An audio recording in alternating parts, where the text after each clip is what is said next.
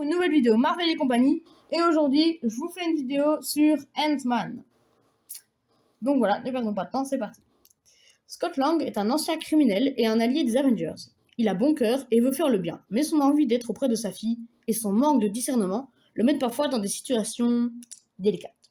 Il rencontre le premier Ant-Man, Hank Pym, et sa fille Hope Van Dyne après avoir cambriolé leur résidence, ce qui n'était en fait qu'un piège préparé par Pym pour faire de Scott son successeur.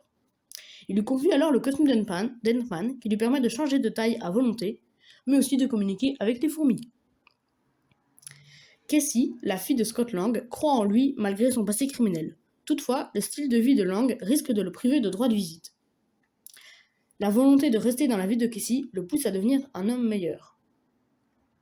Alors, je vais vous expliquer son passé criminel. Pourquoi il s'est retrouvé en prison, vous allez voir, c'est rien de bien méchant. C'est pas un grand criminel. Enfin, ce que je veux dire, c'est qu'il n'a pas commis de meurtre.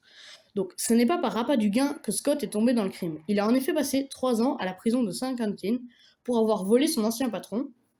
Pourquoi, à votre avis? Après avoir découvert que celui-ci arnaquait ses clients. Et donc, Hank Pym pense que les talents de voleur de Scott et son désir d'aider son prochain en font le candidat parfait pour endosser le rôle d'Ant-Man. Ironiquement, sa première mission est un cambriolage. Il doit s'emparer d'une arme fondée sur les particules Pym et développée par l'ancien protégé de Hank, Darren Cross, dont je vais vous en parler plus tard, avant qu'elle ne tombe entre de mauvaises mains. Alors Scott, il a un diplôme en génie électrique, donc grâce à cela, il dispose des compétences nécessaires pour mener des cambriolages complexes. Donc par exemple, il a utilisé de l'azote liquide et de l'eau pour faire exploser une porte blindée. Voilà. Donc maintenant, je vais vous parler de son costume, le premier. On va faire de haut en bas, je vais vous parler du casque. Alors, la visière peut se soulever. Il y a des boucliers anti-acide formique et visière anti-reflet. Un haut-parleur et filtre à air. Donc, le casque d'Ant-Man protège le cerveau des dangereux déséquilibres chimiques provoqués par les particules de Pym. C'est pour ça qu'on lui a dit ne grandis ou ne rétrécis jamais sans le casque, parce que sinon, ça va provoquer des déséquilibres cérébraux. Et là, c'est... Donc voilà. Un bouton situé du côté droit permet d'écarter les mandibules et de laisser apparaître le visage de Scott. Alors, le costume est recouvert de tubes de circulation de particules Pym, comme si c'était des veines dans lesquelles le sang circulait, si vous voulez. Et sur sa ceinture, il a toujours une réserve de particules Pym sur lui au cas où. Et sur ses gants, donc il y a les tubes d'alimentation des particules Pym. Et il a des bracelets de cheville aux phéromones pour rendre les fourmis dociles. Et c'est fait en cuir noir irisé, donc à première vue, on dirait que c'est une combinaison de motard, mais en fait, pas du tout. Et son plastron est rouge et élastique.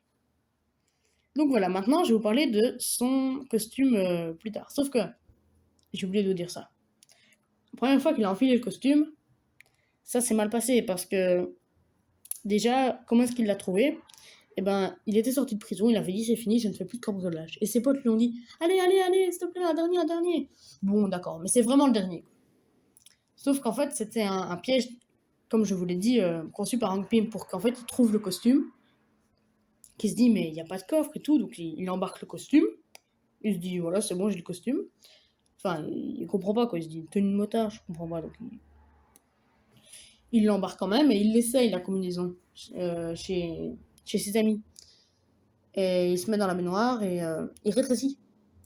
Et là, alors après, ses amis ils le voyaient pas, donc ils ont allumé l'eau. Et là, la grosse vague, quoi. Ah, donc lui arrivait plein de péripéties.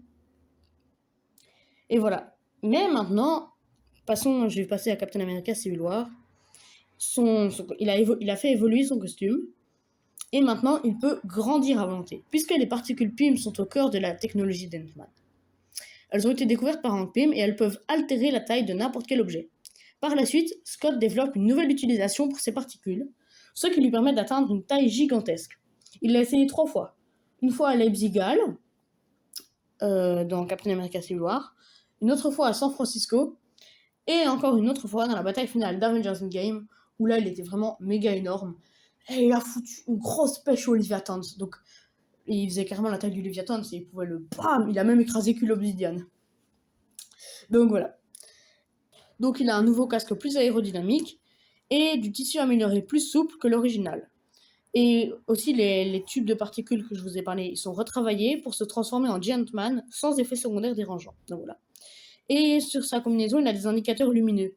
Donc en fait, quand c'est rouge, c'est la miniaturisation, et quand c'est bleu, c'est qu'il va s'agrandir.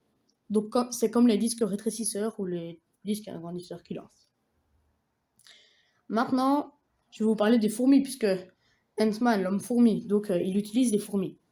Alors je vais vous parler, elles ont plusieurs noms. Donc il y a les fourmis charpentières. Camponotus pennsylvanicus, excusez pour l'accent, aussi appelées fourmis noires gâte-bois, sont très nombreuses et vivent dans le bois mort. Elles sont fortes et leur piqûre est puissante, mais elles sont surtout douées pour le vol. C'est pourquoi Ant-Man les utilise comme moyen de transport. Les fourmis balles de fusil. Paraponera clavata, surnommées balles de fusil, sont réputées pour leurs piqûres douloureuses. Elles trônent au sommet de l'échelle de Schmid de la pénibilité des piqûres, niveau 4. Elles sont natives des forêts tropicales de Nicaragua, du Paraguay et du Honduras. Les fourmis folles viennent d'Amérique du Sud. Elles ont l'habitude de courir de manière erratique et peuvent former de gigantesques nuées en un clin d'œil. Elles peuvent transporter du matériel et sont conductrices d'électricité. Et les fourmis de feu, se trouvent dans le sud-est des États-Unis et jusqu'au Venezuela et en Colombie. Leur piqûre est douloureuse, mais leur atout numéro est de pouvoir construire des structures d'appoint, comme des ponts ou des radeaux. Voilà pour les fourmis. Maintenant, je vais terminer avec Hope Van Dyne et une petite description de Hank Pym. Présidente du conseil d'administration de Pym Technologies, Hope Van Dyne est plutôt sèche et cassante. Fils de Janet Van Dyne et Hank Pym, elle est très intelligente, maîtrise les arts martiaux et connaît la technologie d'Ant-Man sur le bout des doigts. Sa relation avec son père s'est étiolée depuis la mort supposée de sa mère, et Hope en garde une certaine rancœur. Elle se réconcilie avec son père après avoir recruté Scott Lang pour saboter les plans de Darren Cross, alias Yellow Jacket, qui cherchait à vendre la technologie à des terroristes. Hope espère un jour porter le costume de sa mère, la guêpe, et partir en mission avec Ant-Man. Et de ce fait, Hank Pym lui a conçu un costume. C'est presque le même que sa mère, sauf que celui de sa mère, en fait, c'est vraiment les mêmes couleurs qu'Ant-Man, c'est rouge et noir. Sauf que là, il est un peu amélioré, et il est bleu, jaune et rouge. Donc voilà, cette vidéo est finie. N'hésite pas à t'abonner, liker, et dis-moi ce que t'en as pensé dans les commentaires. Allez, salut!